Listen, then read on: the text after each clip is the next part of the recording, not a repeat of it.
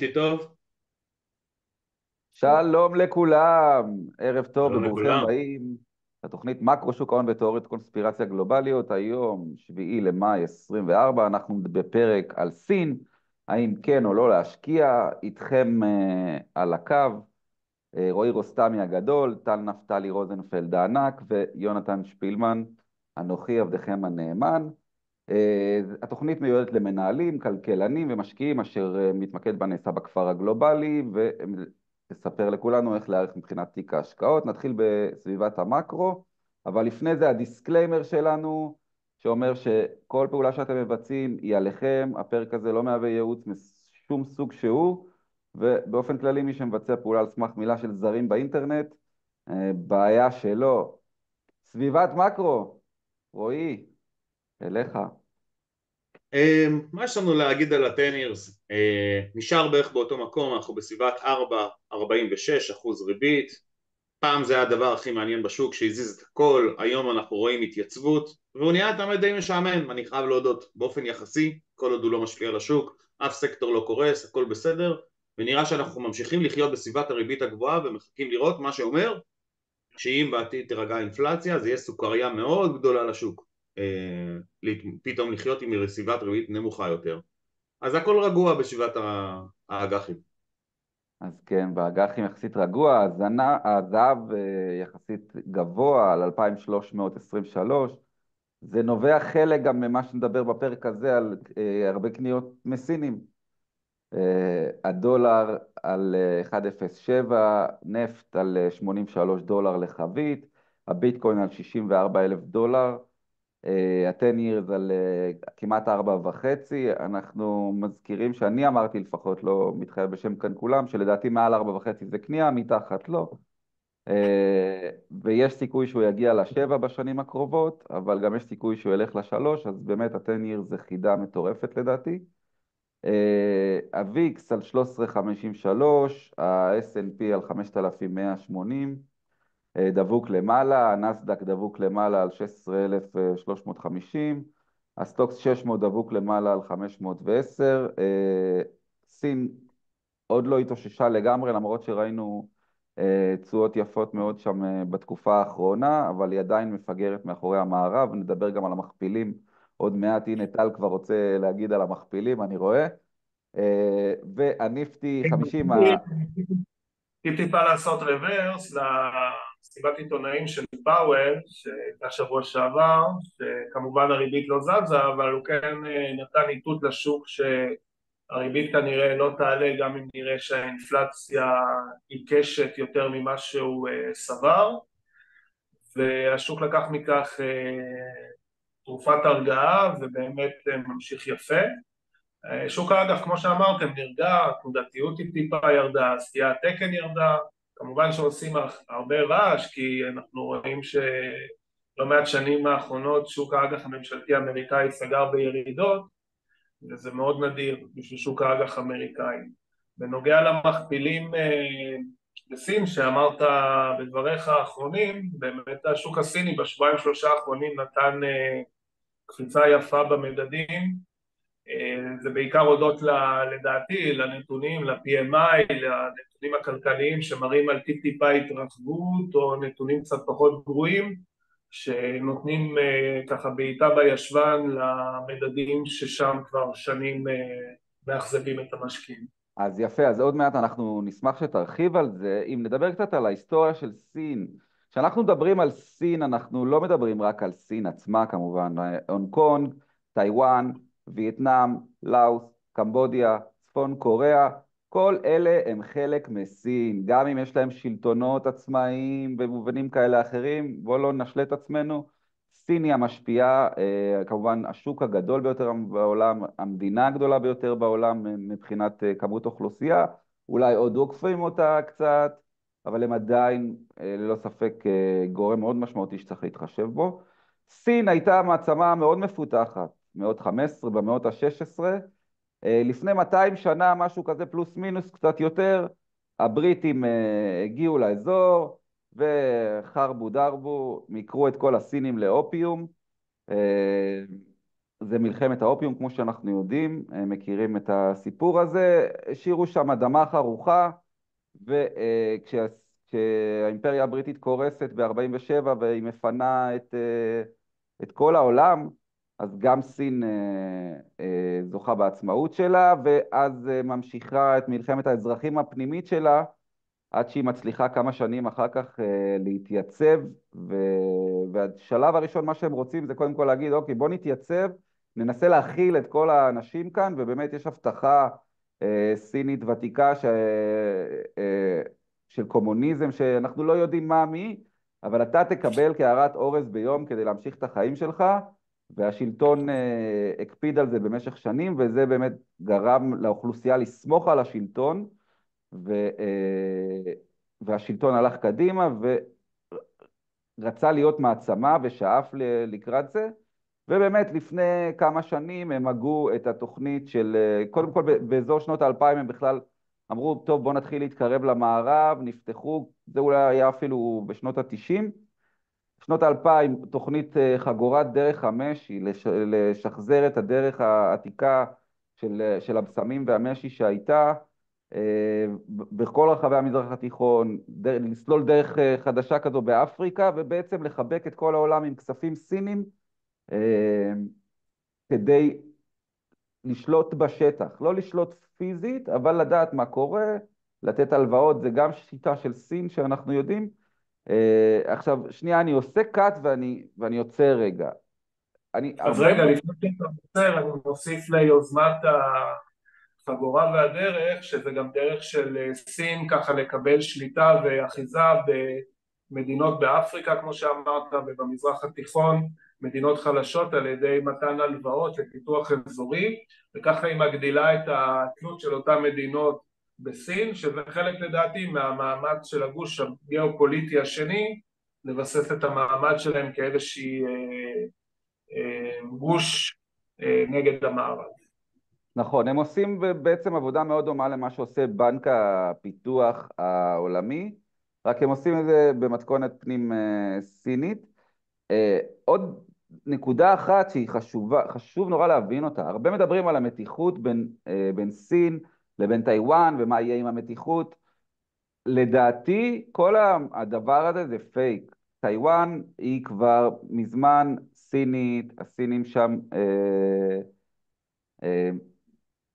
הכניסו את האנשים שלהם לדרגות שונות של הממשל ובאוכלוסייה, ככה שטיואן כבר נכבשה במובנים מסוימים, ולא יהיה כאן לדעתי עוד איזה קרב גדול. כולם כמובן אוהבים להתכונן לקרבות גדולים, כי כבר הוצאנו את התקציבי ביטחון, אז מה נעשה עם דם? חבל שהחיילים יעשו משהו. אז אנשים אוהבים להתכונן לקרבות גדולים, אבל אני לא חושב שיש שם איזה משהו. אם אנחנו מדברים על הדולר הנימבי או יואן, זה המטבע הרשמי של סין, הוא במשך שנים היה ברצועה קבועה שהסינים החזיקו אותו, אנחנו רואים את זה כאן בגרף, עד 2007 סדר גודל, סינים החזיקו אותו, הוא לא הלך לשום מקום, once שחררו אותו, הוא ברח, ירד ל-6, ואז, סליחה, הוא התחזק מול הדולר, ובשנים האחרונות הוא עוד פעם מתחיל להיחלש, סך הכל אני לא רואה כאן איזשהו שהם פסים משמעותיים של היואן מול הדולר, הוא בין המטבעות לדעתי היותר יציבים מול הדולר, בהתחשב במה שראינו בשנים האחרונות, שהדולר הוסיף ערך מול כל שאר המטבעות. השוק המרכזי בסין זה ההנג סנג שנסחר בהונג קונג, יש שוק גם בתוך סין עצמה ולא באי ליד, אבל הוא פחות פתוח לזרים, השוק של שנגחאי, והגענו למכפילים. טל, מה אנחנו רואים פה? אנחנו רואים באסה בשביל המשקיעים שניסו כל פעם שהם ראו שהמכפילים נמוכים ולקחו את תורת ההשקעה המערבית וראו מכפילים נמוכים בחברות נהדרות, להכניס את היד לתוך הבורסה הסינית ונכבו כל פעם מחדש. דיברנו על זה קודם שאנחנו רגילים להשקיע ביבשות ומדינות שבהם הרגולציה היא יציבה, שבהם המדינה לא יכולה לשנות את החוקים תוך כדי תנועה, ולכן גם כשאני רואה חברה כמו עליבאבא, פינדודו, טנסנט, שהפעילות שלהם היא מדהימה, והשוק שלהם הוא יותר גדול מהשווקים של רוב ההשקעות שאנחנו מבצעים מחוץ לסין. לדוגמה, עליבאבא היא הספקית ענן מספר 4 בעולם, אז אתה אומר, אוקיי, אז יש לה לאן לצמוח, היא נמצאת באזור שנגיד מייקרוסופט וחברות אחרות פחות נגישות אליו, כנראה שהיא תמשיך לצמוח ותגדיל את הנתח שלה ואת המסחר המקוון, ויש לה עוד המון לאן לצמוח והשוק הוא ענק, ואז פתאום מחליטים לשנות את הכללים, ומחליטים שעליבאבא צריכה לענות לחוקים אחרים, לשנות את הרגולציה, ואז גם אם התוכנית שלך הייתה לצמוח עם החברה, אז סין החליטה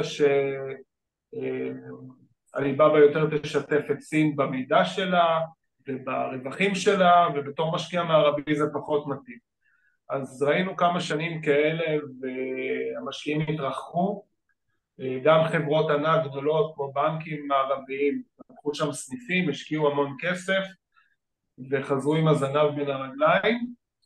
אני חושב שחלק מהמהלך הזה זה היה למעשה אחרי שסין הייתה בית החרושת של העולם ויצאה אינפלציה, היא החליטה לשנות את הכיוון ולנסות לבסס את הכלכלה יותר על צריכה פנימית, אז ההסתכלות שלה החוצה הייתה יותר אגואיסטית, ולכן היא התמקדה באיך היא יכולה לעשות טוב לסין, וזה תמיד היה נכון, אבל לנו בתור משקיעים זה גרם לקביעות, לא רק לגופים גדולים, אלא גם למשקיעים גדולים.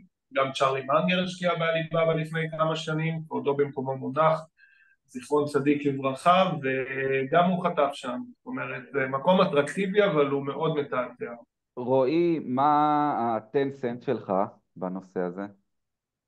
קודם כל, מה שאמרתם, אנחנו רואים פה פשוט המון כוחות עובדים בסין. מצד אחד אוכלוסייה עצומה, אוכלוסייה חרוצה, ממושמעת מאוד. מהסקירה ההיסטורית שעכשיו נתת אנחנו יכולים להבין למה יש מנטליות שזה בסדר שהממשל צודק ואפשר לשים דיקטטורה. הרי מה הבעיה בקבוצה גדולה של אנשים? לשלוט בהם, ויש להם את זה, והם עדיין לא צומחים. הם עדיין לא צומחים בגלל הדברים שראיתם עכשיו. הגרף שהראיתם הוא מ-2010, זה כבר תקופה ארוכה שהסוג השיני נשאר מאחורה למרות מכפילים, למרות עליבאבא וחברות שבכלל לא עובדות בסין. הן לא עובדות בסין, יש להן גם ממוקדות חול. סקרנו פה את עליבאבא לפני 3 חודשים על $80, עכשיו היא קצת פחות. המכפיל שלה הוא מכפיל 11 מאוד אטרקטיבי, והם לא צומחים.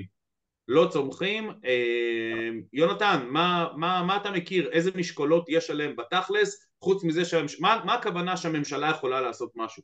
אתה יכול להסביר לנו באמת את הקשר שמי שנכנס לסין לאט לאט מבין למה הממשלה שם כן כל כך חזקה ומה היכולת השפעה שלה?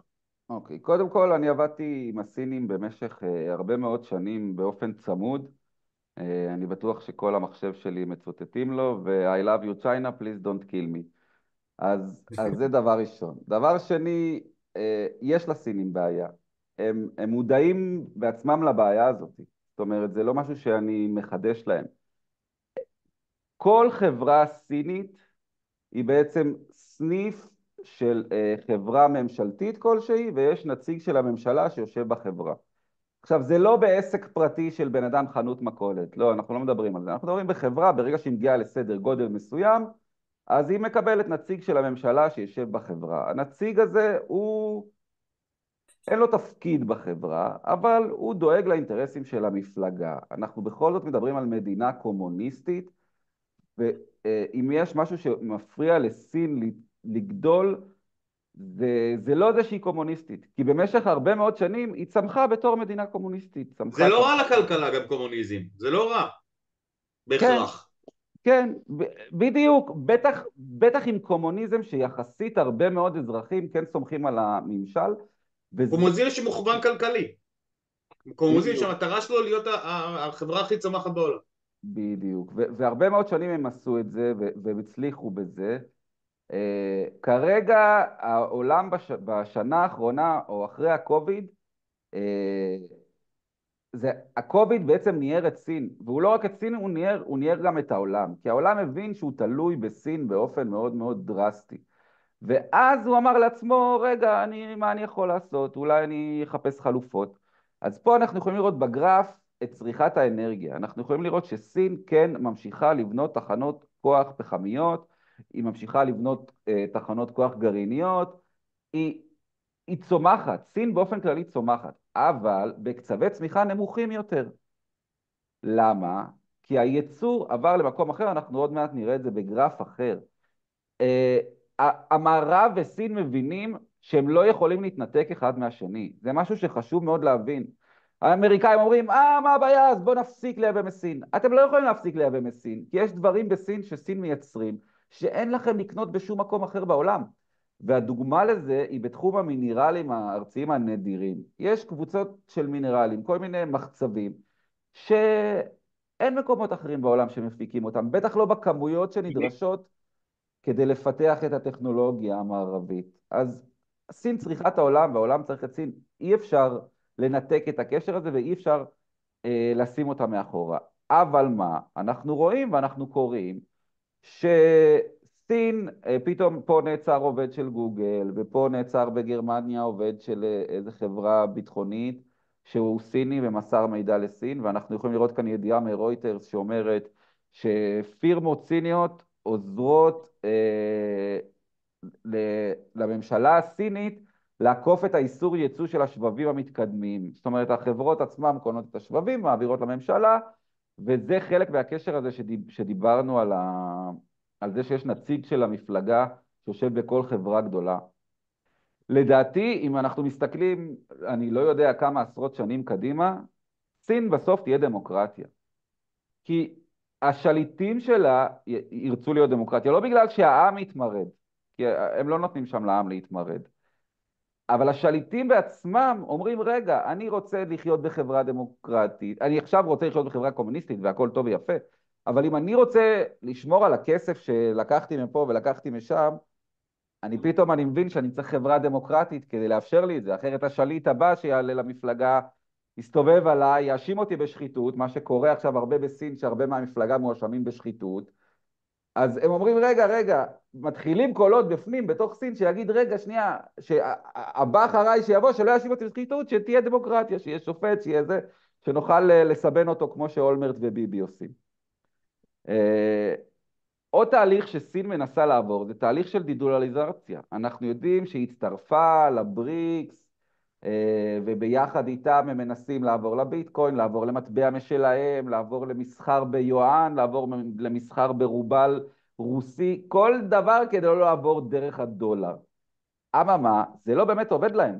הם מפחידים את האזרחים שלהם עצמם. מה האזרחים עושים? קונים דולרים. הרוכשים הגדולים ביותר של דולרים בחודשים האחרונים זה סינים, וגם זהב פיזי. הם קונים מלא זהב פיזי. חלק מהעלייה במחירי הזהב זה על זה שהעסקים הסינים והבתים הסינים, המשקי בית הסינים, הם אומרים, אנחנו מפחדים שכל המהלך עם הבריקס יחריב את המטבע שלנו. אנחנו לא סומכים על המטבע שלנו, על הרמנינבי, על היואן, ואנחנו או מחזיקים דולרים או מחזיקים זהב, וזו תופעה שהולכת וקורית.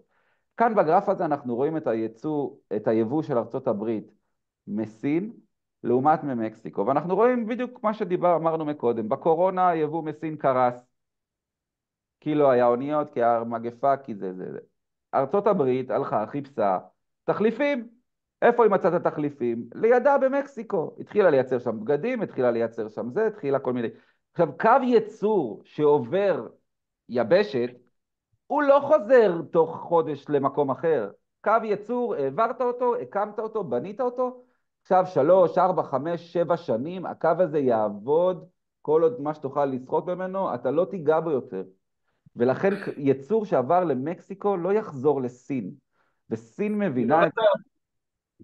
אני חושב שאנחנו קצת תמימים, כי אתה יודע, כמו שרוסיה הפסיקה כאילו למכור לאירופה גז נוזלי, היא עשתה את זה דרך מדינות שלישיות כמו הודו.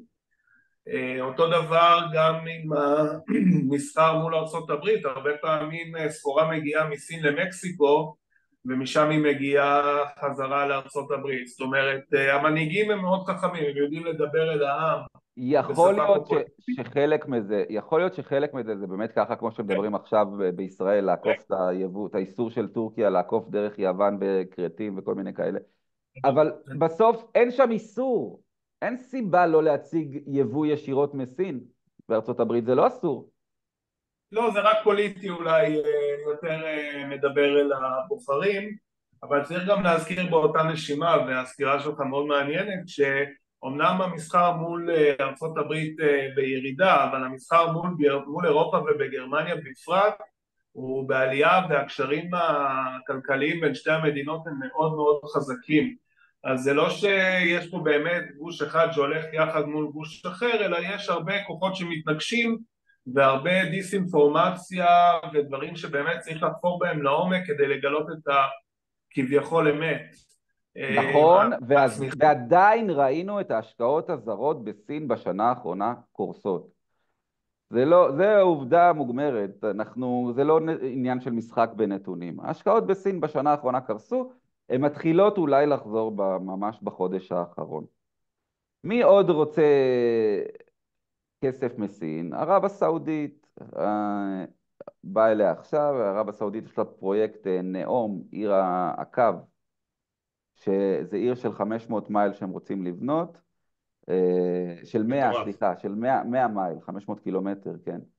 הם רוצים לבנות 105 מייל, ופתאום הם הבינו שיש להם כסף רק ל5, ועכשיו הם צריכים רק כסף לעוד 100 מייל, לא רציני. אז הם באו לסינים לבקש כסף. דיברנו על התהליך של הניסיון להיפטר מהדולר. יש עסקאות שעוברות ברובל ישירות או ביואן ישירות מול המדינות. רועי, איך אתה רואה את כל העניין בסין? מה אתה חושב על השקעה שם? כן להשקיע, לא להשקיע? כמשקיע שאומר המניות במכפיל נמוך, אבל הן לא עולות יותר מדי, הייתי מחפש מניות שמחלקות.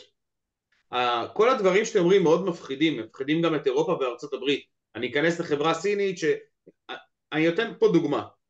איך אמרתם שהן כל כך קשורות אחת לשנייה? הראשונה זה אם אני משקיע בחברה סינית שמחר משהו הולך להשתלט, ג'ק מה נעלם ל7 ימים, אתם זוכרים, עליבאבא מחקה מיליארדים, כי הוא נעלם, הוא הלך לבקר את דודו שלו, ופחדו שהממשלה תעלים אותו. זה לא נורמלי, לא נורמלי, הוא נעלם, ויש איזשהו פחד, כי אנחנו לא יודעים לקרוא אחד את השני, אז באמת לחפש מניות שבשוטף לא נצטרך לחכות הרבה זמן, נהנה מדיבידנד שהוא יחסית די מהיר, זה דבר ראשון. כשמעתי, אני לא יודע הרבה, אבל מהראות שלי, לא ישברו את הכלים. מכל הסיבות שאתם אמרתם. אנחנו צריכים אותם, הם צריכים אותנו, העולם הזה נהיה יותר ויותר ויותר דביק אחד לשני, יש עוד מדינות כמו גרמניה, אירופה, שעובדות חזק מאוד עם סין, אז גם האפקט של החרמות יפגע, אבל יש לאן לברוח ויש לאן לצאת. ראינו מה קרה עם רוסיה, ישרימו אותם, סין והודו קנו את הנפט. אז מה עשינו? יש פה המון גורמים שלא יגרמו לפיצוץ הגדול, יש יותר מדי אינטרסים. אני לא יודע מה יותר חשוב לסין, להיות הכלכלה הגדולה בעולם, או להיות הכלכלה הגדולה ביותר שהיא צריכה. מה חשוב לה? רק לעבור את ארצות הברית ולנצח אותה במרוץ? או להיות... לא, הם משחקים את המשחק הארוך, הם לא משחקים את המשחק של המערב, של אני בקדנציה אני אעשה מה שצריך. הם משחקים משחק ארוך, יש להם תוכנית חומש, יש להם תוכנית של עשור. מה המטרה בסוף? רק לצמוח או לעקוף את ארצות הברית? להיות הכוח החזק בעולם? זה גם שאלה אחרת, אני רוצה יותר כוח או אני רוצה יותר כסף? אם הם היו רוצים לעצור את ארצות הברית, כמו שיונתן אמר, הם היו עוצרים את המשלוחים של הגרמיום ושל הממניום ושל כל המינרלים הנדירים, שאגב לא קוראים אותם בארצות המערב, כי אלה מינרלים סופר סופר מסוכנים.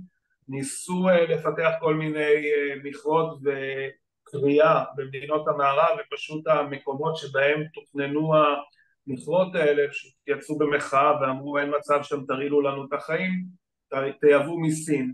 סין יכולה ברגע לעצור את הנושא של השבבים. אני לא חושב שהם לא עושים את זה מזה שהם אוהבים את המערב, אבל הנושא של השבבים הם מאוד מאוד חכמים, אתם יודעים, בהתחלה הם מתחילים להסתובב בתערוכות, מצלמים את הפלקטים, את הברושורים, מדברים עם הנציגים, אחר כך הם לוקחים מכשירים לסין, עושים reverse engineering, ופתאום תוך כמה שנים הם יתחילו למכור למערב צ'יפים שהם ב-80% טובים מבחינת התשואה שלהם והיכולות שלהם ביחס לרכיבים המערביים, וכמו שהם עשו בפאנלים הסולאריים, הם עובדים לאט, הם עובדים ארוך, וזה דבר שאני חושב שהמערב מנסה להתכונן אליו. אגב, ה-on-shoring שדיברת, שלא רוצים להיות תלויים בסין אחרי קוביד, אנחנו רואים את הסובסידיות ואת המענקים הנדיבים בצ'יפס אקט בביידן, שחברות כמו אינטל ו-TSMC מקבלות מענקים גדולים כדי להיות מקדימה במרוץ החימוש של השבבים, שזה למעשה הנפט החדש. אז אני חושב שאם סין הייתה רוצה לשבור את הכלים, כמו שאתם אומרים, היא לא תעשה את זה, היא רוצה ליהנות מכל העולמות, ולכן אני לפעמים קשה לי מאוד להסביר לעצמי את החיבור הכל כך חזק שלהם עם רוסיה ואיראן. אני אומר כאילו, באיזה עולם אנחנו חיים? אבל זה העולם שבו אנחנו חיים, ואני מאמין כי האינטרס שלהם הוא משותף.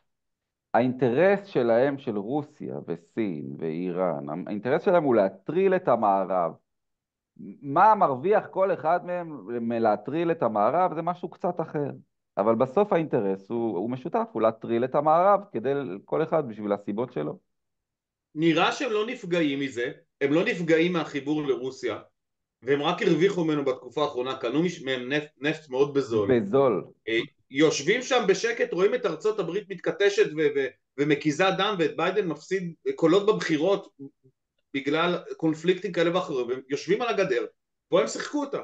הם בחרו לו לבחור צעד, והם... תשמע, זה בינתיים נראה שזה משתלם להם.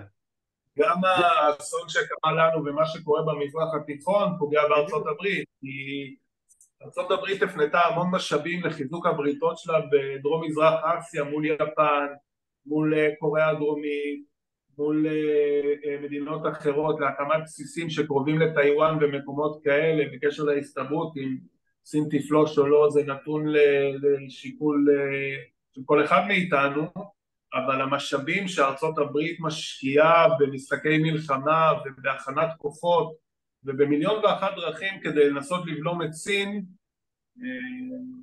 לא סתם הם משלמים טריליונים של ריביות בשנה על החוב הממשלתי שלהם. נכון. שופכים שם כסף. נכון. סין עושה כאן, היא משגרת איזה בלון שעלה לה $5. הבלון מטריל את ארצות הברית, ארצות הברית משקיעה $5 מיליון כדי להתמודד עם הבלון, וככה הם פשוט שוחקים אותם כלכלית, שוחקים. סין משחקת, נכון, הם חושבים, נכון, הם חושבים לטווח הארוך, כמו שאתה אומר. בדיוק. זה לא עכשיו בוא נגמור את זה ונרוץ לנושאים. אין לו בחירות עוד שנה, אין לו בחירות עוד שנה. הם בונים תשתיות ל-40 שנה קדימה. של זה אתמול, ככה הם רואים. הם בשנה שאחרי וב5 שנים שאחרי. לגמרי.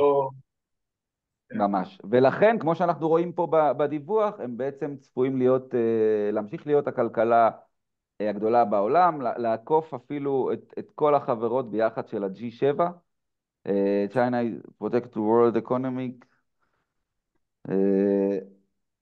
זה לפי תחזיות של ה-IMF. סין תלך ותמשיך לצמוח, יכול להיות מאוד בעייתי להשקיע שם, בטח אם זה השקעות פיזיות,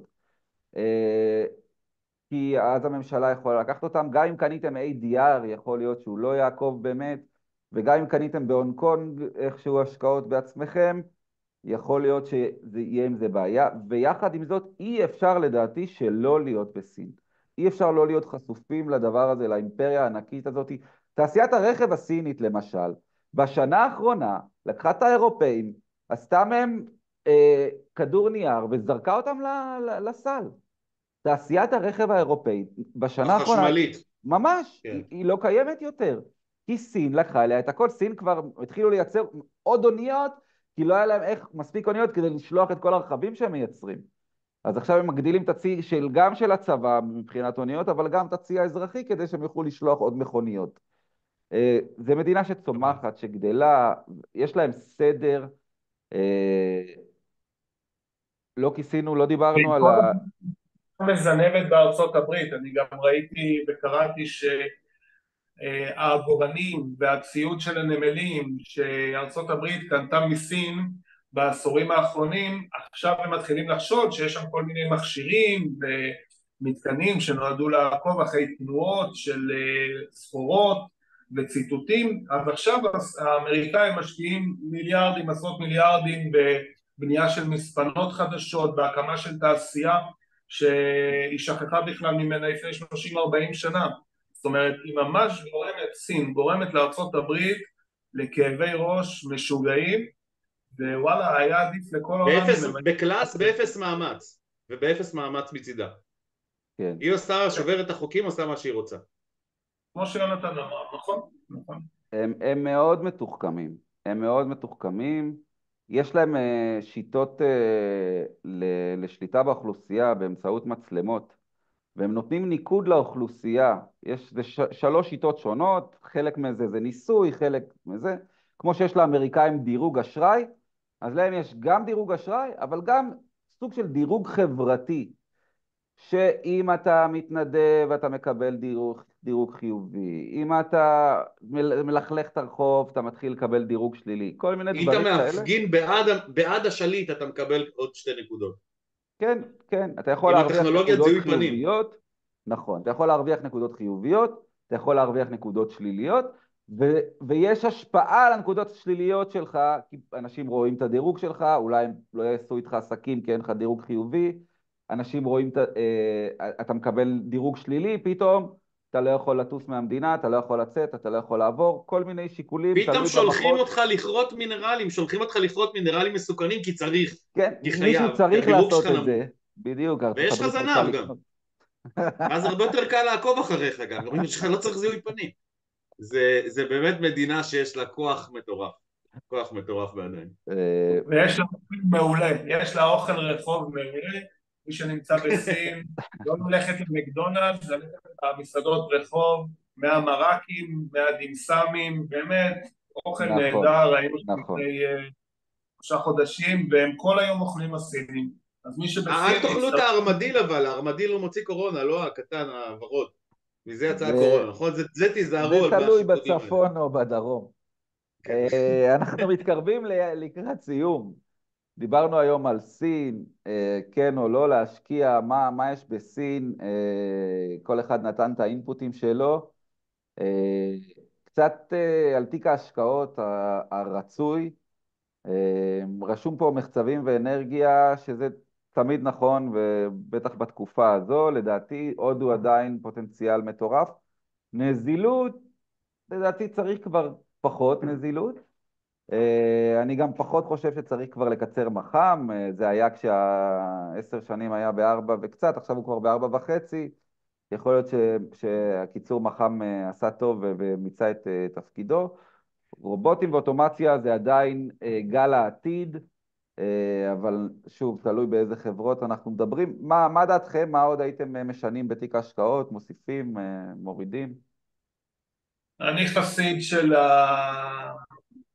שרשרת הייצור של השבבים, חברות הציוד של השבבים, כמו, לא מציין חברות ספציפיות, אבל חברות אמריקאיות שמייצרות שבבים, יש את ASML, ההולנדית, שיש לה מונופול בתחום, כולם יקרות, כל המחירים של החברות האלה משקפות צמיחה עתידית דו-ספרתית לא נמוכה, כמובן שאפשר ללכת לאנדרדוג, לאינטל, אבל יש שם סיכון לא מבוטל, אבל אני כן חושב שכל השבבים והתעשייה סביבם היא לא פחות מהנפט החדש, הוא תנודתי, הוא תלוי בצריכה ובצמיחה, הוא צריך שקט בתחום הגיאופוליטי, דבר שקצת חסר עכשיו, אבל נראה שהתמחורים שהשוק נותן לסקטורים האלה כן מראה שהצמיחה שם צפויה להימשך, כמובן שהטיקרים עולים ויורדים כמו שטיקרים עושים, אבל אם יש לך חברה טובה ואתה עשית את ה-due diligence על התעשייה,